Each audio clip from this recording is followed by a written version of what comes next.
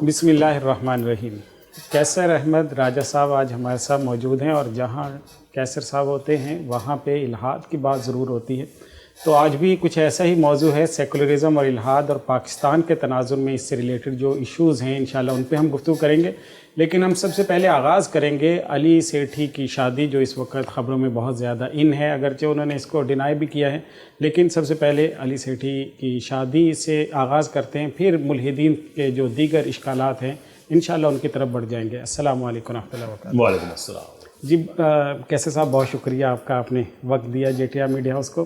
سب سے پہلا سوال یہی ہے کہ یہ جو شادی کی خبر اتنی بڑے پیمانے پہ پھیلی ہے اور میسیج گیا ہے یوتھ کی طرف ایک بہت بڑا، تو علی سیٹھی کی شادی کے حوالے سے ذرا بات کیجئے، کیا آپ کے ویوز ہیں؟ دیکھیں، مجھے تو لوگ کہتے تھے کہ آپ بات کریں اس پہ، لیکن میں اپنی پالیسی کے مطابق جو ان ویریفائڈ خبر ہے میں اس پہ تبصرہ نہیں کرتا جی، لیکن اب تو ان کی طرف سے آ گئی ہے اللیجڈلی تردید کہ نہیں، شادی نہیں ہوئی ہے میری۔ جی اگرچہ توقع یہ تھی کہ وہ پورا، اگر وہ کہتے تو زیادہ اچھا لگا کہ بحث مسلمان میں اس طرح کے تعلق کو میں حرام سمجھتا ہوں جی اور میں ایسی پریکٹس میں انگیج نہیں کرتا۔ چلے، وہ انہوں نے نہیں کہا، انہوں نے اتنا بتایا کہ ان کی شادی نہیں ہوئی ہے، لیکن اس کے گرد ایک لبرل یوفوریا ہمیں نظر آتا ہے، جو خوشی کی لہر نظر آ رہی ہے نا، کہ جب شادی نہیں ہوئی تو پھر بھی وہ بتا رہے ہیں کہ وی کنگریچولیٹ دیم کہ دے فاؤنڈ لو، اور دو انڈیویجولز ہیں، ان کی مرضی ہے، کسی کو کیا اعتراض ہے، اس پہ بات کرنا بہت ضروری ہے۔ دیکھیے، ہٹلر کا جو بدنام زمانہ، بدترین اس کا جو پروپیگنڈسٹ تھا جوزف گوبلز، اس کی مطلب پوری وہ آپ ٹریک کر سکتے ہیں اس کے اقوال کو کہ پروپیگنڈا کس طرح سے پھیلایا جاتا ہے، اور ایون جو ہٹلر کے مخالف ہیں وہ بھی وہی چیز یوز کرتے ہیں۔ اس نے بڑی ریمارکیبل بات امپلائی کی تھی کہ آپ سفیشینٹ ریپیٹیشن ہو، کسی چیز کو آپ دہرائیں اور تھوڑی سی سائیکولوجیکل انڈرسٹینڈنگ ہو، تو اس سے آپ لوگوں کو یہ جو اسکوئر ہے اور سرکل ہے اس میں فرق بھی آپ ختم کر سکتے ہیں۔ امپلائی اس نے کیا تھا۔ جی، اصل ایشو ہے اس سفیشینٹ ریپیٹیشن کا۔ اب ہو کیا رہا ہے؟ ڈاکومنٹری ایویڈنس موجود ہے کہ پاکستان میں عورت مارچ کا اصل کام عورت مارچ کے حقوق نہیں ہے، بلکہ ہم جنس پرستی کو فروغ دینا ہے۔ جی، ان کے ساتھ مورت مارچ، ان کے ساتھ اور اس طرح یہ اسٹوڈنٹ سولیڈیرٹی مارچ، یہ وغیرہ، یہ سارے ان کے ساتھ ادارے جڑے ہوئے ہیں۔ جی، انٹرنیشنلی اس چیز کو اکنالج کیا جا رہا ہے کہ یہ بڑا اچھا کام کر رہے ہیں، ساتھ اس کے موویز بن رہی ہیں، جی، ساتھ اس کے ڈرامے بن رہے ہیں، ساتھ اس کے ہمارے سیلیبریٹیز ہیں جنہوں نے میوزک کے ذریعے انٹری کرنا شروع کی، یہ پسندی چھڑی وڈیور جو بھی اس کا نام بنانے کا، یہ سارے انہوں نے ایسا بلڈ اپ کرنا شروع کیا۔ اب اس میں سیلیبریٹیز اس طرح سے آ گئے کہ چلیں شادی کو ہم اس کو ایک خبر کے طور پہ ہم پھیلا دیتے ہیں۔ جی، بڑے کیئرفلی علی سیٹھی صاحب نے ویٹ کیا، کئی گھنٹے اس میں گزر گئے، شاید 24 گھنٹے گزر گئے ہوں۔ بالکل، وائے؟ کیونکہ یہ بڑی پرانی ٹیکنیک ہے کہ آپ نے کسی بھی متنازع، کسی بھی کنٹروورشل چیز پہ اگر آپ نے اس کو سوسائٹی میں ان کر رہے ہیں تو اس پہ آپ ڈبیٹ کھول دیں کہ لوگ بات کرنا شروع کرتے ہیں۔ بالکل، یہ سارے کا سارا اس ریپوٹیشن کا حصہ ہے۔ اس کو میڈیا کے ذریعے، اس پہ سیلیبریٹیز کے ذریعے، قانون سازی، ٹرانسجنڈر ایکٹ، ملٹیپل لیئرس ہیں کہ لوگوں کو ڈیسینٹسائز کر دیں۔ پولیس کے تھانوں میں یہاں کا سندھ کا تو نہیں کہہ سکتا، لیکن پنجاب میں پولیس اسٹیشنز میں عام طور پہ آج کل مل جائے گا ٹرانسجنڈر کا سیکشن علیحدہ سے ہے، کہ لوگوں کو اس طرف سے بحث کر دیا جائے، اتنی دفعہ اس کو مختلف لیئرز میں ریپیٹ کیا جائے۔ اصل ایشو یہ ہے۔ جی، میرا جو پرابلم ہے، آگے آپ کا جو فردر پروگرام آگے بڑھے گا تو اس پہ ہم انشاءاللہ بات کریں گے کہ شادی ہوئی یا نہیں ہوئی، جی، ڈبیٹ کھل گئی، ہاں جی، اور جو لبرل یوفوریا وہ سامنے آ گیا۔ جی، تو میں یہ چاہوں گا کہ ہم ان کے جو ٹویٹس ہیں، ان کی پوسٹس ہیں جس میں وہ ریشنل دے رہے ہیں، ہم اس پہ بات کریں جی، کہ اگر شادی نہیں بھی ہوئی ہے تو اس آرگومنٹ کے یا اس پریکٹس کے حق میں وہ جو آرگومنٹس دے رہے ہیں ہم ان کو انالائز کریں اور دیکھتے ہیں اس میں کتنی ڈیپتھ ہے۔ جی، جی، اچھا، خود آپ نے جیسے کہا کہ جو ان کی طرف سے وضاحت آئی وہ اتنی ڈیلے کی گئی ہے کہ 24 گھنٹے کم از کم اس کو گزر گئے، اور کل سے ایک طوفان اٹھا ہوا تھا، تو ظاہر ہے اس سے لوگوں کے ذہن میں جو یوتھ ہے، خصوصاً سوشل میڈیا کے اوپر تو ینگ جنریشن ساری کی ساری وہیں پہ موجود ہے، تو ان کے درمیان ایک ڈیبیٹ ہوئی، لوگوں کو ایک یہ اسپیکٹ بھی نظر آیا کہ ایسا بھی ہو سکتا ہے، اور ایک مسلمان، یعنی ظاہر ان کے نام کے ساتھ علی لگا ہوا ہے، تو ایک مسلمان گھرانے کے اندر بھی ایسا ہو سکتا ہے۔ تو یہ یعنی ایک غیر محسوس انداز میں یوتھ کے ذہن میں پینیٹریشن کی جا رہی ہے۔ اس کا راستہ ہم کیسے روک سکتے ہیں؟ ایک سوال تو یہ ہے کہ اس کا راستہ ہم کیسے روک سکتے ہیں. دوسرے نمبر پہ جو اس طرح کی ٹیکنیکس استعمال کی جا رہی ہیں یہ تدریجاً یعنی ان کے اسٹیپ بائی اسٹیپ ہو رہا ہوتا ہے کام. تو آپ کیا سمجھتے ہیں کہ یہ ڈیبیٹس ٹرانسجینڈر کے حوالے سے ایک طویل عرصہ چلی ہے, اس کے بعد پھر یہ اس طرح کی خبریں آنا, تو یہ کب کہاں کون سے اسٹیج تک پہنچ چکی ہے, اور ہماری جو جنریشن جس کے ساتھ آپ کا یونیورسٹیز کالجز میں انٹریکشن ہوتا ہے تو وہ یوتھ اس سے کتنی متاثر ہو چکی ہے؟ یہ ان دو دیکھیے کتنی متاثر ہو چکی ہے. اگر ایک بچہ بھی متاثر ہوا ہے دیٹس ون ٹو مینی, وہ ایک بھی نہیں ہونا چاہیے تھا. تو ہمارے پاس کوئی کوانٹیفائبل ڈیٹا تو موجود نہیں ہے, اس لیے کہ یہ طبقہ ذات خود یہ آپ اس سے کوئی بھی توقع کریں آپ ان سے آنیسٹی کی توقع نہیں کر سکتے. جی ابھی کچھ ٹائم ہو گیا اسلام آباد میں ہم کچھ ڈیٹا انالیسس کر رہے تھے کہ یہ اتنا جو ایک تاثر دیا جا رہا ہے, اور ہم مسلمان بھی بھولے بھالے ہیں اس میں آ جاتے ہیں جی کہ بڑھتا ہوا الحاد, بڑھتا ہوا لبرلزم اینڈ سو فورتھ. جی لبرلزم بڑھ رہا ہے شور, لیکن اتنا نہیں جتنا یہ بتا رہے ہیں. صحیح. الحاد ایک ہمیں جب سوشل میڈیا پہ جو ڈیٹا انالیسس کی بات کر رہے تھے کہ ایک آدمی نے 50 اکاؤنٹس بنائے ہوئے ہیں سوشل میڈیا پہ, کوئی فرزانہ کے نام پہ, کوئی نوید کے نام پہ, کوئی شازیہ کے نام پہ, زیادہ عورتوں کے نام پہ ہوتے ہیں. جی تو اس سے تاثر ابھرتا ہے کہ پتہ نہیں کتنی بڑی تعداد میں لوگ اسلام چھوڑ رہے ہیں. یہ بیٹل آف نیریٹوز. اور ہم بھی بھولے بھالے مسلمان ہم اس طرح سے اس کی زد میں آ جاتے ہیں کہ ہم آرٹیکل لکھتے ہیں تو کہتے ہیں کہ پاکستان میں بڑھتے ہوئے الحاد کے, وہ یہی تو آپ سے کہلانا چاہ رہے ہیں. الحاد بڑھ نہیں رہا ہے. صحیح. ساری دنیا میں گلوبل پاپولیشن میں الحاد ڈکلائن ہو رہا ہے, تو پاکستان میں کیوں بڑھے گا؟ ٹھیک ہے. لیکن ایک تاثر ایسا کریٹ کریں, اور اگر ہم نے اس پہ کچھ نہ کیا تو بڑھ جائے گا. یہ بھی اپنی جگہ پہ ہے. صحیح. تو یہ تو ہو گیا الحاد کا. جو لبرلزم کا معاملہ ہے اس میں بھی ہم اسی اور اگر وہ بڑھ رہا ہے تو اس میں سمجھ آنے والی بات ہے کہ دیکھیں ہزاروں گھنٹوں کا کنٹینٹ آپ کنزیوم کریں, ہمارا ڈرامہ ٹوٹل ہمیں یہی سکھا رہا ہے. بالکل. اور اس کو جو آپ کے ذہن میں جو ایک بے حیائی ڈالی جاتی ہے اس کو پریکٹیکلی یونیورسٹیز میں دکھا بھی دیا جاتا ہے, آپ کو وہ سہولت دے دی جاتی ہے. اب دیہاتوں سے اٹھ کے آئے ہوئے بچے یونیورسٹیز میں آئے, وہ دیکھ رہے ہیں اور سرن کی یار جو ڈراموں میں ہم دیکھ رہے ہیں یہاں تو اویلیبل ہے, لڑکیاں بھی ہیں, ہم فزیکلی کسی کو ٹچ بھی کر سکتے ہیں, پارٹیز میں ہنسی مذاق بھی ہو رہی ہے, سارا کچھ ہو رہا ہے. تو آپ نے وہ ماحول بھی دے دیا, تو اس کا کچھ نہ کچھ اثر تو ہوگا. جی. سوال کریٹیکل جو آپ کا ہے کہ اس کو ہم ختم کیسے کر سکتے ہیں. میرے خیال میں جو ہمارا وہ طبقہ جس کو مارجنلائز کیا جا رہا ہے, فیشزم ہے پاکستان میں, کہ پاکستان کے عوام نہیں چاہتے کہ یہاں پہ ٹرانسجینڈر ایکٹ جیسے قوانین بنے. پاکستان کے عوام نہیں چاہتے کہ وہ یونیورسٹیز 6 یونیورسٹیز ہیں پنجاب میں جو خالصتاً خواتین کے لیے جہاں پہ ٹرانسجینڈرس کو انہوں نے ایکسیس دے دیا ہے کہ وہ اس میں جا سکتے ہیں. تعلیمی ادارے ایسے ان کے علاوہ موجود ہیں. یہ فیشزم ہے کہ لوگ نہیں چاہتے. تو اس کو ختم کرنے کا طریقہ یہ ہے کہ ہم ان لوگوں سے انگیج کریں کہ آپ میجورٹی ہیں, اوپریسڈ میجورٹی ہیں, آپ پہ ظلم کیا جا رہا ہے, آپ کو کوئی پتھر مارنے کی ضرورت نہیں ہے, گالی دینے کی ضرورت نہیں ہے, ملک کا قانون آپ کے ساتھ کھڑا ہوا ہے, صرف اس کو انگیج کریں. جب ہم اسے انگیج کریں گے تو لوگ آپ کی بات سنیں گے. یہ طاقت کے ادارے ہیں, ان کو آپ کی بات ماننا پڑے گی. تو وہ کام ہم الحمدللہ کر رہے ہیں. ایک آخری چیز میں اس میں کہوں گا کہ یہ جو بہت زیادہ ہمارا اس طبقے نے جو یہ سسٹم جس میں آگے بات کر رہا تھا کہ کسی بھی کنٹروورشل ٹاپک کو اگر آپ نے پھیلانا ہے تو آپ اس پہ ڈبیٹ شروع کر دیں. ہم بھی یہی چاہتے ہیں. ہم نہیں چاہتے تشدد, ہم نہیں چاہتے فتوی بازی, ہم نہیں چاہتے کسی طرح کا کوئی ایسا کام.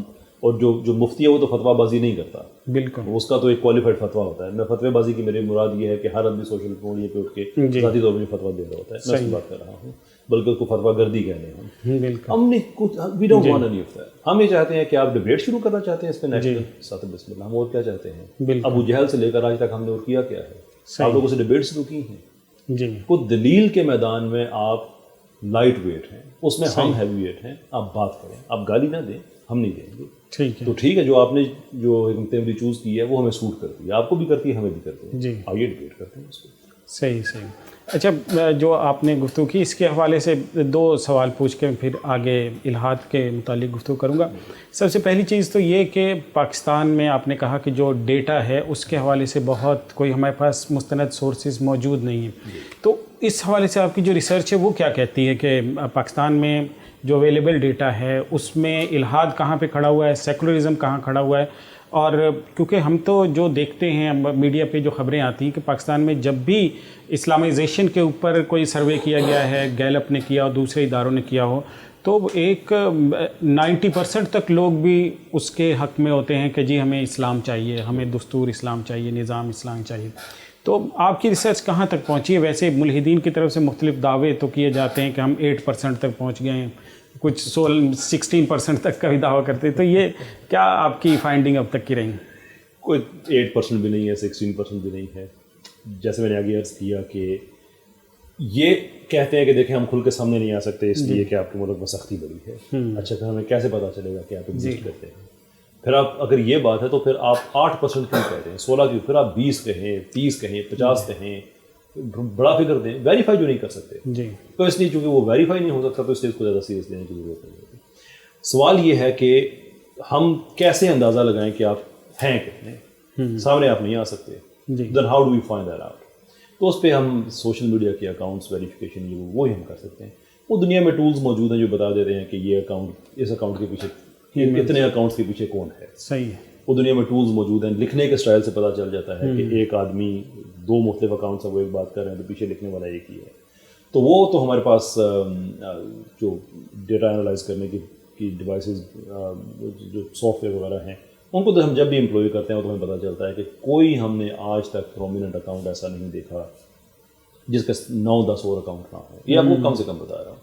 40-50 تک بھی جاتے ہیں اور وہ دن رات وہی کام کرتے رہتے ہیں. صحیح، الحاد کے اوپر. ہاں، تو تاثر یہ ملے. اور یہ تو خیر ہم نے ایک جملہ تھا ہمارا، ایک یہ انڈیا میں بہت زیادہ سپورٹ ہے سو کولڈ ایکس مسلمس کی جو موومنٹ بنائی تھی، کافی زیادہ اس کے ہم نے کچھ جرمنی سے بھی کچھ روٹس وغیرہ ٹریک کیے کہ کون کون کہاں سے ان کو سپورٹ کر رہا ہے. جی، وہ ایک جملہ ایک آدمی کے منہ سے نکل گیا تھا لائیو، جو کہنے والا نہیں تھا لیکن اس کے منہ سے نکل گیا. تو جو کہ اس نے لائیو کہا ہے اس لیے میں وہ اس کو ریپیٹ کرنے میں حرج نہیں ہے کہ تم چھوڑو مسلمانوں سے بحثوں کو، چھوڑو اتنی لمبی لمبی ڈبیٹس کرنے میں، تم صرف یہ تاثر دے دو کسی طرح سے کہ مسلمان بڑی تعداد میں اسلام چھوڑ رہے ہیں، تو یہ کرو باقی سارا ٹھیک ہو جائے گا. تو پاکستان میں بھی وہی میتھڈ استعمال کر رہے ہیں کہ کسی طرح سے یہ تاثر کریٹ ہو جائے. اب وہ ہوتا نہیں ہے کیونکہ یہ ایک ان ویریفائڈ اکاؤنٹ سے بتاتے ہیں کہ میں نے بھی تنگ آ کے اسلام چھوڑ دیا ہے. اس کے مقابلے میں UK میں، امریکہ میں 10 ویریفائڈ وہاں کے ایکیڈیمکس، ڈاکٹر حکیم مراد جیسے اور بڑے بڑے لوگ ہیں، وہ ویریفیکیشن کے ساتھ بتاتے ہیں میں مسلمان ہوں، جی، میں اسلام پڑھ کے میں تو مسلمان ہو گیا. ٹھیک، تو وہ سارے کا سارا تاثر وہاں سے ظاہر ہو جاتا ہے. صحیح. اچھا، علی سیٹھی کی شادی کی طرف ایک اور سوال کر کے پھر ہم آگے بڑھتے ہیں کہ یہ جو شادی کے حوالے سے ابھی تک خبر چلی اور پھر اس کی انہوں نے جب تردید کی ہے تو اس میں انہوں نے کوئی اسلام، کوئی اس طرح کا حوالہ یا مشرقیت کا حوالہ ہی کم از کم ہوتا کہ جی مشرقی روایات ہیں ہماری تو اس وجہ سے میں ایسا نہیں کر سکتے، یا اس عمل کی وہ ڈینائی کر سکتے تھے کہ یہ بہت برا عمل ہے. انہوں نے تو سیدھے سادھے الفاظ میں یہ کہا ہے کہ میری طرف جو منسوب کیا گیا ہے یہ ایسا نہیں ہے، ٹھیک، اور یہ شاید کوئی میرے لیے ایڈورٹیزمنٹ کا کوئی اسٹنٹ تھا جس کے لیے میری آنے وہ کہہ رہے تھے میرا کوئی پتہ نہیں گانا شانا آ رہا ہے اس کی طرف پروموٹ کرنے کے لیے، پروموٹ کر دیں کہ آپ نے، وہ یہ کہہ رہے ہیں کہ آپ نے ایک ایسی خبر جو ایگزسٹ ہی نہیں کرتی ہے اس کو اتنا پروموٹ کر دی ہے تو آپ میرا یہ والا پروموٹ کر دیں. صحیح، بیسیکلی وہی کہہ رہے تھے. لیکن دیکھیں میں اس پہ میں یہ عرض کروں گا کہ دیکھیں یہ خبر سامنے آئی، جھوٹی سامنے آئی، لیکن گو ذرا سی بات پہ برسوں کے یارانے گئے، لیکن اتنا تو ہوا کچھ لوگ پہچانے گئے، کچھ نہیں بہت سے پہچانے گئے. بڑے بڑے لبرل چہرے جو ان کو مبارکباد دے رہے ہیں، آپ تو اس کو ٹھیک سمجھ کے مبارکباد دے رہے ہیں کہ انہوں نے جو کیا وہ ٹھیک کیا ہے. اب ان کے آرگومنٹس کی کوالٹی کیا ہے کہ 2 لوگوں کو آپس میں محبت ہو گیا تو تیسرا کون ہوتا ہے کچھ کرنے والا. وہ 2 لوگ تو بہن بھائی بھی ہو سکتے ہیں، آپ کو اس پہ کیا اعتراض ہے؟ اگر یہ آرگومنٹ ہے تو انسیسٹ تو آپ کا جسٹیفائی ہو جاتا ہے. صحیح. ویسٹ میں تو پوری کی پوری ایک انڈسٹری کھڑی ہوئی ہے نا، ایک بالکل جو پورنوگرافی کی انڈسٹری، اس کے اندر پوری نیش ہے، کروڑوں ڈالرز کا وہ بزنس ہے. کل آپ پاکستان میں اس کو بھی لے کے آ جائیں. صحیح. تو پرابلم یہ ہے، اور میں اس پہ کوئی جذباتی بات نہیں کہنا چاہتا. ایک تو یہ تو ہوگی نا جو جسے ہم کہتے ہیں کہ ایک طرح کی الزامی جواب ہے کہ اگر یہ دلیل ہے تو آپ اس میں یوز کر سکتے ہیں.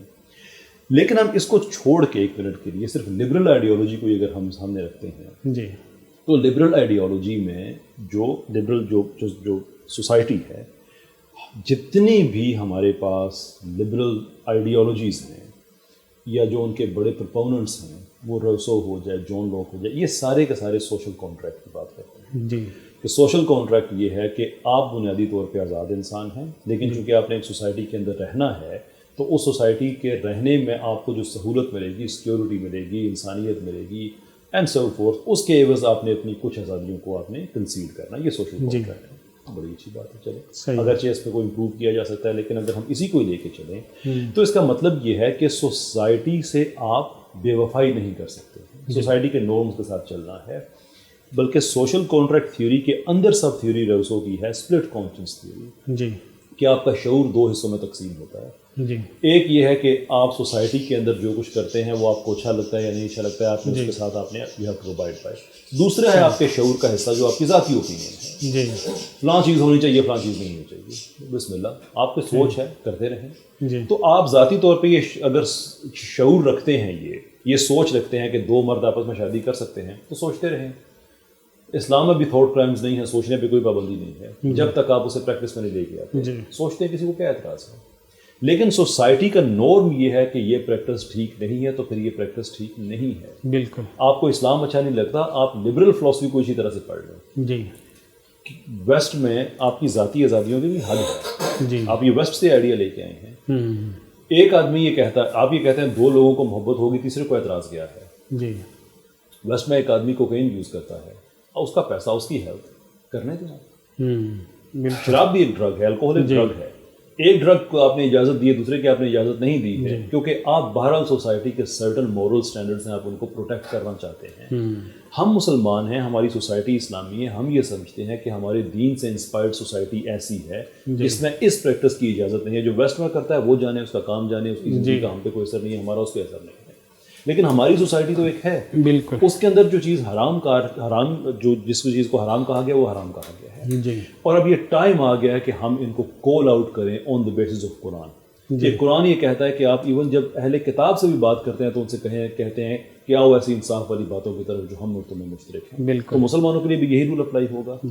مسلمانوں کے لیے اگر یہ رول اپلائی ہوتا ہے تو سورہ احزاب میں اللہ تعالیٰ نے واضح کر دیا ہے کہ جب اللہ اور اللہ کے رسول کسی چیز پہ فیصلہ دے دیتے ہیں، لیجسلیٹ کر دیتے ہیں، تو کسی مومن مرد اور مومن عورت کے پاس حق نہیں ہے کہ وہ اپنی ڈسکریشن کو ایکسرسائز کرے. جی. آئدر آپ خود کو مسلمان کہیں، جی، ان وچ کیس آپ ہمیں آٹومیٹکلی حق دے رہے ہیں کہ ہم اسلامی بنیادوں پہ آپ کو کرٹیسائز کریں اور کال آؤٹ کریں کہ یہ اللہ اور اللہ کے رسول نے اجازت نہیں دی ہے، یہ حرام کاری ہے. اس کی وہی سزا ہے پھر جو قرآن اور حدیث میں ہے. صحیح. اگر آپ یہ کہتے ہیں کہ نہیں ہم تو مسلمان نہیں ہیں، جی، تو پھر ہمارے کیوں یہ اسلامی نام رکھ کے مسلمان بچوں کو آپ ان کو آپ کنفیوز کر رہے ہیں، کیوں ان کو مسلیڈ کر رہے ہیں؟ آپ کہتے ہیں ہم مسلمان نہیں ہیں، نہ رہیں. ان دیٹ کیس جو سوسائٹی کا قانون ہے وہ آپ پہ اپلائی کرے گا، کیونکہ آپ کی سوشل کانٹریکٹ تھیوری آپ سے یہی ریکوائر کر رہی ہے. پھر یہ نہیں ہو سکتا کہ آپ اسلامی سسٹم کے اندر باہر کی آئیڈیالوجی کو لے آئیں اور آپ احساس کمتری کا شکار ہیں، گورا کمپلیکس کا آپ شکار ہیں، جو پریکٹس وہاں پہ ٹھیک ہے تو یہاں پہ بھی ٹھیک ہے، تو ہم اس کو کر لیتے ہیں. پھر آپ کو نہ سوسائٹی کی قدر ہے نہ کچھ ہے، اور ہماری اس اقدار کو آپ انڈرمائن کر دیں، ان کو وہ آپ اچھا سمجھیں، پھر آپ وہاں پہ چلے جائیں. صحیح. یہاں پہ یہ چیز نہیں ہو سکتی. بالکل. You have to be very clear on that. اچھا، اسی سے جو آپ کی گفتگو ہے، اس سے میرے ذہن میں ایک بڑا سوال بار بار آ رہا ہے کہ جو پاکستانی نوجوان ہیں، ظاہر ہے کہ ایک ایسے انوائرمنٹ میں جہاں پہ سب طرف مسلمان نظر آتے ہیں، مسجدیں نظر آتی ہیں، لوگ والدین بھی مسلمان ہیں، ایک ماحول اس کو نظر آتا ہے، لیکن پھر جب وہ رفتہ رفتہ تعلیم حاصل کرتا ہے یا سوشل میڈیا کے اوپر آتا ہے تو رفتہ رفتہ وہ پھر سیکولرزم کی طرف مائل ہو جاتا ہے، وہاں سے پھر الحاد کے راستے پر چلتا ہے.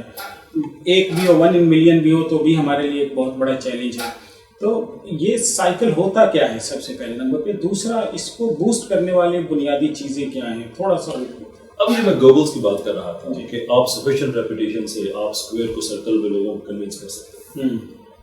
جب ہمارا مجموعی طور پہ پیراڈائم ایسا بنا ہوا ہے کہ جس میں ڈرامہ ہمیں ایک آئیڈیا دے رہا ہے کہ مرد عورت دیور بھابھی یہ وہ سارا چل رہا ہے، جی، بوائے فرینڈ گرل فرینڈ، یہ میری دوست ہے، یہ میرا دوست ہے، یہ لینگویج سنتے آپ جوان ہوتے ہیں. پھر آپ یونیورسٹیز میں جاتے ہیں، وہاں پہ پریکٹیکلی آپ کو یہ سہولت پریکٹیکل بھی میسر آ جاتی ہے. جی، اس کے ساتھ ساتھ آپ کو دینی اداروں کے ساتھ سسٹمیٹکلی آپ کے دل میں نفرت بھی ڈالی جاتی ہے.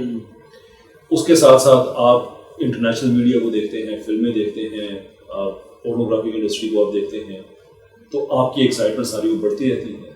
تو جب اتنے ملٹیپل لیول اور آپ کے سیلیبریٹیز جو کریٹ کیے جاتے ہیں وہ بھی آپ کو یہی بتا رہے ہیں کہ سارا بڑا اچھا ہے. ٹی وی میڈیا ایسا تک چلا گیا ہے کہ رمضان کا مقدس مہینہ اٹھا کے ان فحش ناچنے گانے والیوں کے حوالے کر دیتے ہیں جو 11 مہینے میں یہی سکھا رہے ہوتے ہیں. ابھی محرم کا مہینہ گزرا ہے، مثلا جس کا مرضی ہو کچھ عرصہ پہلے پاکستان کی بڑی سطح لیول کی فنکارہ جو نیم برہنہ ہو کے ناچ رہی تھیں، تو میں نے اس پہ ٹویٹ کی تھی کہ محرم کے مہینے میں یہ بھی ہمیں بتا رہی ہوں گی کہ علی کی بیٹی پہ بہت ظلم ہوا تھا. میں تو اتنا میں احترامات میں نام بھی نہیں لیتا ہوں ان کے. جی میں بنت علی میرے لیے کہنا اس سے آگے میری زبان کانپتی ہے کہ جی میں جب اس کو دیکھتا ہوں کہ جو اپنا لباس اتار کے نیم برہنہ ہو کے لوگوں کے سامنے ڈانس کر رہی ہے، وہ محرم کے مہینے میں ہمیں آئے گی کہ بنت علی کے سر سے دوپٹہ اترا تھا. جب سسٹمیٹکلی آپ لوگوں کو اس حد تک لے جاتے ہیں کہ حلال حرام کی تمیز ختم ہو جاتی ہے، آپ کو رقص سکھانے والا آپ کو دین سکھانا شروع کر دیتا ہے، will that not affect you؟ جی ہم انسان ہیں، پتھر تو نہیں ہیں. یہ چیزیں ہمیں افیکٹ کریں گی. تو پھر اگر کچھ لوگ براہ روی کی طرف جاتے ہیں تو میرے خیال میں سمجھ میں آنے والی بات ہے. لیکن ایک چیز ہے، آپ دین فطرت کی اسٹرینتھ کو دیکھیں. جی میں بہت پرانی بات نہیں کروں گا، اپنے بچپن کی بات کروں گا. ٹھیک ہے، میں بھی ابھی اینشنٹ ہو رہا ہوں ان ٹرمز آف ایج، مجھے بھی آپ ایک قدیم چیز کہہ سکتے ہیں. لیکن میں آپ کو اپنے لائف ٹائم کی بات بتا رہا ہوں کہ آج سے 30 سال پہلے جب میری عمر 10-12 سال تھی، جی مجھے یاد ہے کہ میرے گاؤں میں جو لوگ نماز پڑھنے جاتے تھے 7 یا 8 تھے. تو یہ سارے پاکستان میں ایسا ہی ہوتا تھا، بالکل 7-8 لوگ وہ نماز پڑھتے تھے. ایک صف پوری نہیں ہو، 7-8 لوگوں سے کیسے صف پوری ہو سکتی ہے؟ ایسے ہی جوان آدمی نماز نہیں پڑھتے. آج الحمدللہ اس قدر کلچرل یلغار کے باوجود جوان آدمی نے داڑھی بھی رکھی ہے، الحمدللہ وہ نمازیں پڑھنے بھی جاتا ہے. میں اس دن میں آلموسٹ ایموشنل ہو گیا. میں اپنے آفس کے ساتھ والی مسجد میں ظہر کی نماز پڑھنے گیا. عام طور پہ ہمارا کام ہوتا ہے کہ کسی ایک پرٹیکولر مسجد میں ہم نماز نہیں پڑھ سکتے کہ سفر اتنا زیادہ ہوتا ہے. وہاں پہ گیا، ظہر ویک ڈیز کی بات ہے، ظہر ہے، اور میں تیسری صف میں تھا کہ مجھے پہلی 2 میں جگہ نہیں ملی، اور مجھ سے جو چوتھی صف ہے وہ بھی پوری تھی، اور 5ویں میں بھی لوگ موجود تھے جنہوں نے بعد میں اپنی جماعت پوری کی اسلام کے بعد. اتنی کلچرل میسو انویژن کے باوجود ہماری بچیاں پردہ کرتی ہیں اور شرعی پردہ کر رہی ہیں. تعداد بڑھتی جا رہی ہے، مسجدیں ہماری آباد ہو رہی ہیں ماشاء اللہ. یہ وہ معجزہ ہے، یہ وہ چیز ہے کہ جس سے ہمیں اسٹرینتھ آتی ہے کہ ہم لاوارث نہیں ہیں. ہم نے صرف کھڑے ہو کے اپنی آواز کو رجسٹر کرانا ہے. باقی اللہ کے دین کو کیا یہ مغلوب کریں گے امپورٹڈ عقل والے؟ I'm sorry, I'm not interested at all. اچھا، بہت شکریہ، آپ نے بڑی تفصیل سے اس میں بریف کیا. اب سیکولر بت پرستی آپ سے ہم نے سنا، تو سب سے پہلے اس کو ایلیبریٹ کیجیے گا کہ یہ ہے کیا، پھر اس کے حوالے سے جو اس وقت نقطہ نظر ہے وہ کیا ہے. دیکھیں، اللہ تعالیٰ نے قرآن میں نفس کی عبادت کا بھی ذکر کیا، نفس کی پجاریوں کا بھی، وچ از ٹو سے کہ ہر وہ چیز جسے آپ اللہ تعالیٰ کے مقابلے میں کھڑا کر دیتے ہیں شرک وہی ہے. ضروری نہیں ہے کہ کوئی بت ہی ہو، یعنی کہ وہ پتھر کا بت ہو، بلکہ ہر وہ چیز جس کی آپ رستے شروع کر دیتے ہیں وہ بت ہی ہوتا ہے. وہ آپ کا نفس بھی ہو سکتا ہے، کوئی اور چیز بھی ہو سکتی ہے. پاکستان میں سیکولر بت پرستی میں اس لیے کہتا ہوں کہ یہ لوگ ہم ملنگ درویش لوگوں پہ، آپ جیسے پڑھے لکھے علماء لوگوں پہ، ان کا اعتراض یہ ہوتا ہے کہ آپ میں سوسائٹی اوپن نہیں ہے، آپ کویسچن نہیں کر سکتے، آپ کرٹیسائز نہیں کر سکتے. یہ چینج ہونا چاہیے. سوسائٹی میں تو اس وقت نالج کی پروگریشن ہوگی جب آپ کرٹیسزم کو، اچھا ٹھیک ہے بھائی، بڑی اچھی بات آپ نے کہی، اگرچہ غلط ہے لیکن آپ اسے ٹھیک سمجھتے ہیں، چلیں آپ کے آرگومنٹ کو لے کے آگے بڑھتے ہیں. جی پرویز خود بھائی صاحب کی بات کرو، آپ گالیاں دینا شروع کر دیتے ہیں، وہ پھر کرٹیسزم کا حق کہاں جاتا ہے؟ بالکل. کوشچن کا میں نے کبھی پرویز خود بھائی صاحب کے کبھی کوئی ایسا نان اکیڈیمک لفظ ان کے لیے استعمال نہیں کیا. ہمیشہ عزت اور احترام سے، استاد ہیں، استاد کا درجہ دیکھیں سے ڈسیگری کرتے ہیں. لیکن اگر وہ کہتے ہیں کہ نہیں جنسیں بہت سی ہوتی ہیں، اور میں رسپیکٹفلی کہوں کہ نہیں جناب گیمٹس 2 ہی ہوتے ہیں، جنس کا تعلق گیمٹ سے ہوتا ہے، تیسرا گیمٹ نہیں ہے تو تیسری جنس بھی نہیں ہے، یہ خالص سائنٹیفک بات ہے، آپ اس پہ گالی کیوں دے رہے ہیں؟ بالکل. وہ کہتے ہیں کہ فائلوجینیٹک ٹری جو ہمارا ہے اس میں کوئی بھی چیز ایسی نہیں ہے ایوولوشن کو سامنے رکھتے ہوئے کہ جو اس ٹری کے اندر نہ آتی ہو. اگر میں کہوں کہ نہیں اب TRGs ہیں وہ اس میں نہیں آتی ہیں، جو ٹیکسونومکلی ریسٹرکٹڈ چیز ہے وہ اس کا حصہ نہیں ہے. That's one of the examples. کچھ اور بھی چیزیں ہیں جو اس ٹری میں ہمیں کہیں فائنڈ نہیں ہوتی. وہ ٹری کا تو ماڈل بھی ختم ہو چکا ہے. جی آپ گالی کیوں دیتے ہیں آگے سے؟ ایک سائنٹیفک کویشچن ریز کیا ہے، آپ سائنٹیفک جواب دے دیں. بالکل. آپ کا پرویز صاحب کے پاس رابطہ ہے، آپ ان سوال ان کے پاس پہنچا دیں، ان سے جواب لے کے آپ پوسٹ کر دیں. میری مدد کریں کہ اگر میں غلط کہہ رہا ہوں میں آپ کی بات سے سیکھ جاؤں گا. بالکل. وہ سیکولر بت پرستی یہ ہے کہ آپ یہ کہتے ہیں کہ کویشچن کی بھی اجازت ہونی چاہیے جو میں بھی سمجھتا ہوں، تنقید کی اجازت ہونی چاہیے جو میں بھی سمجھتا ہوں ہونی چاہیے. اسلام کے مزاج میں ایسا ہے. اگر آپ خلیفہ وقت عمر بن خطاب جیسے آدمی کو بازار میں کھڑے ہو کے حساب لے سکتے ہیں تو دین کا مزاج آپ کو پتہ ہونا چاہیے. نہ ہم کرٹیسزم کو برا سمجھتے ہیں، نہ سوال کو برا سمجھتے ہیں. صحیح. لیکن آپ تو کہتے ہیں کہ آپ لوگوں کا معاشرہ ایسا کہ اس میں یہ سفوکیشن اجازت نہیں ہے، آپ اجازت دے دیں بالکل. پھر ماروی سرما صاحبہ پہ اعتراض کیا جائے تو آگے سے گالی کیوں دے رہے ہیں؟ اور بلاک کرنا تو اس بہت کمیونٹی کے لیے ایسا ہے جیسا سانس لینا، جس پہ سوال اٹھاؤ آگے سے بلاک کر دیتے ہیں. تو ہم تو کوئی مذاق بنی ہوئی ہے کہ another word deserves a smiley، کہ جس پہ کوشچن اٹھاؤ، جس کی بات کرو آگے سے ایک دم سے بلاک کر کے. سارے کے سارے لبرلز نہیں جی، سارے سیکولرس. ڈاکٹر تیمور رحمان صاحب ہیں، وہ لبرل نہیں، وہ ہو ہی نہیں سکتے، وہ لیفٹی ہیں، وہ سوشلسٹ ہیں. سوشلسٹ. تو ایون ان سے بات کرو وہ بلاک، جس سے بات کرو وہ بلاک. تو بھائی وہ یہ بت پرستی نہیں ہے تو کیا ہے؟ آپ نے خود کو اتنا اسپیشل کر دیا ہے، آپ کے فالوورز نے آپ کو اتنا اسپیشل کر دیا ہے کہ آپ کی طرف سوال اٹھایا جائے آپ گالیاں دینا شروع کر دیتے ہیں. وہ سیکولر بت پرستی یہ ہے. صحیح. اچھا، آپ نے پرویز صاحب کا نام لیا، تیمور صاحب کا، تو یہ وہ لوگ ہیں جن کی شناخت جو اپنے آپ کو پیش کرتے ہیں کہ جی ہمارا اکیڈمک بیک گراؤنڈ ہے، تو وہاں پہ تو بہت زیادہ ہمبلنیس ہونی چاہیے، اوپننیس ہونی چاہیے، اور یہ ساری چیزوں کی اجازت ہونی چاہیے. تو یہ سیکولر بت پرستی ہے کیوں؟ مطلب اس کی وجوہات آپ کو کیا نظر آتی ہیں؟ ٹو می، میں سمجھتا ہوں کہ یہ علم اور دلیل کی کمی ہے. کیونکہ اگر آپ اپنے علم میں آپ مضبوط ہیں تو آپ مائنڈ نہیں کریں گے، آپ بات کا جواب دیتے رہیں گے.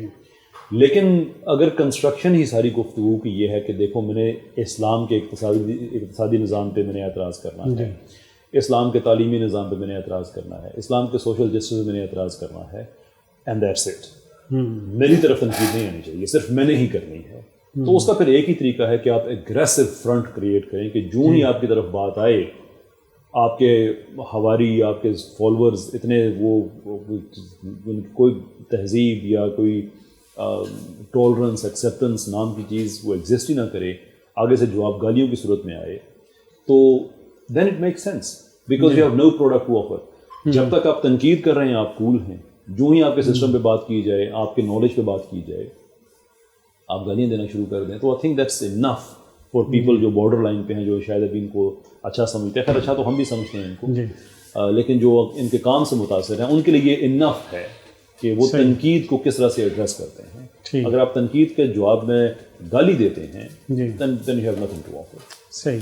اچھا، تھوڑی سی میرے ذہن میں ایک بات آ رہی ہے کہ جو نوجوان نسل کے حوالے سے آپ نے گفتگو کی ہے، تو جنید جمشید صاحب کا میں نے ایک انٹرویو ان کا شاید ڈان میں کیا گیا تھا، تو انہوں نے ان سے کسی نے پوچھا کہ آپ نے داڑھی کیوں رکھ لی، ٹوپی کیوں پہننا شروع کر دی؟ تو انہوں نے کہا کہ میری جو ایج گزری ہے، جب میں پورا ایجوکیشنل بیک گراؤنڈ تھا میرا، تو اس میں مختلف لوگوں سے میں انسپائر ہوتا رہا. جب میں نے کسی اداکار کو دیکھا کہ وہ بینڈ پہنتا ہے تو میں نے ہاتھوں میں بینڈ پہننا شروع کیا. پھر کسی نے کسی طرح کا حلیہ تھا، میں نے ویسے رکھنا شروع کیا. تو پھر مجھے پتہ چلا کہ دنیا میں جو سب سے عظیم انسان ہے وہ تو حضور صلی اللہ علیہ وسلم کی ذات ہے. تو پھر میں نے ان کا حلیہ پڑھا، تو پھر میں نے ان جیسا بننے کا فیصلہ کیا. تو یعنی یہ ایک حقیقت ہے کہ نوجوان جس کو بھی سیلیبریٹیز کو دیکھتے ہیں ان جیسا بننے کی کوشش کر رہے ہوتے ہیں. لیکن یہ بات کہ اب حضور صلی اللہ علیہ وسلم کے جیسا بننے کی کوشش کرنی ہے، شاید وہ ارلی ایجز میں اس کے بہت سارے لوگوں کو اس کی طرف رہنمائی نہیں ملتی. تو نوجوان نسل کو آپ اس حوالے سے کیا میسیج دیں گے، خصوصاً کالجی یونیورسٹیز کے اندر جو پڑھنے والے لوگ ہیں ان کو آپ اس حوالے سے کیا کہیں گے؟ ہمارے پاکستان میں شیخ ہیں، اسکالر ہیں، میرا ایک دو چیزوں پہ ان سے اختلاف ہے، لیکن دین کا تقاضا یہ ہے، مزاج یہ ہے کہ آپ کسی کی بات کو کوٹ کریں تو آپ کریڈٹ ضرور دیں. میں ساحل الدین صاحب کی بات کر رہا ہوں. ڈس ایگریمنٹس اسائڈ، اور ایک ریمارکیبل جملہ انہوں نے کہا کہ سیرت جب آپ کی سائیکالوجی کا حصہ بنے گی آپ کو پھر پتہ چلے گا. مسئلہ یہ ہے کہ ہم جب بات کرتے ہیں سیرت کی تو ہمیں سیرت میں دکھایا جاتا ہے ایک ایسی شخصیت کو، ایک ایسی ذات کو کہ جنہوں نے ہر چیز کو برداشت کیا ہے، ہر چیز کو معاف کر دیا ہے، کہ جیسے ٹوٹل ایک صوفیسٹک پرسنالٹی تھی. تو اور وہ چیزیں اس طرح کی پرسنالٹی کو پروو کرنے کے لیے ایسی ایسی غلط روایتیں بھی بتا دی ہیں. جو بڑھیا تھی معاذ اللہ، ان پہ وہ گاربیج پھینک دیتی تھی، اور پھر وہ حالانکہ یہ سرے سے چیزیں ہیں ہی نہیں، وہ واقعات اپنی طرف سے گھڑے ہوئے، ان کی موضوع روایات اور وہ سارا بتانے کے لیے. سیرت یہ نہیں ہے. سیرت ہم مغازی بھی پڑھائیں، بتائیں کہ as a war commander in کی پرسنالٹی کیسی تھی، as a head of state ان کی پرسنالٹی کیسی تھی، ایک ڈپلومیٹ کے طور پہ پرسنالٹی کیسی تھی، کیونکہ ہماری زندگی کے مسائل وہ نہیں ہیں جو ان کی زندگی میں نہیں تھے. میں یہاں پہ آتے ہوئے راستے میں ہم بات کر رہے تھے، معافی چاہوں گا تھوڑا سا مجھے بیک گراؤنڈ بلڈ کرنے کے لیے میں آپ کو تھوڑا سا وقت لوں گا اس پہ. جب جناب رسالت مآب صلی اللہ علیہ وسلم کی زندگی کے ان کا وہ وصال ہونے والا تھا تو ایک بڑی انہوں نے ریمارکیبل بات کہی جو بڑے کم صحابہ میں سے بڑے کم لوگوں کو سمجھ آئی تھی. تھرڈ پرسن میں انہوں نے خود کو ایڈریس کیا کہ مفہوم اس کا یہ ہے کہ اللہ نے اپنے بندے کو آپشن دیا کہ وہ دنیا کی زندگی لے لے یا وہ لے لے جو اس کے رب کے پاس ہے، اور اس نے چوز کیا وہ جو اس کے رب کے پاس ہے، جس کی بہت سے محدثین اس کی تشریح کرتے ہیں کہ اللہ نے اختیار دیا جناب رسالت مآب صلی اللہ علیہ وسلم کو کہ آپ شاہانہ نبوت لے لیں، جیسے داؤد و سلیمان علیہ السلام کی تھی یا حضرت ایوب کی تھی، بیماری سے پہلے بہت بڑے جاگیردار تھے، کہ وہ والی لے لیں یا آپ ایک عام انسان والی لے لیں. تو انہوں نے چوز کیا ایک عام انسان والی. That tells us کہ جناب رسالت مآب صلی اللہ علیہ وسلم یہ نہیں چاہتے تھے کہ ان کے وصال کے بعد ان کا کوئی امتی کہے کہ وہ تو بادشاہ تھے، وہ تو کر سکتے تھے، میں نہیں کر سکتا تھا. انہوں نے وہ زندگی گزاری کہ جو ان کا غریب ترین امتی امیجن کر سکتا ہے. بالکل انہوں نے وہ زندگی گزاری کہ کسی کے پاس کل یہ بات نہ ہو کہ میں وسائل کی وجہ سے نہیں کر سکتا. انہوں نے وہ سارے کے سارے مسائل دیکھے، سارے کے سارے.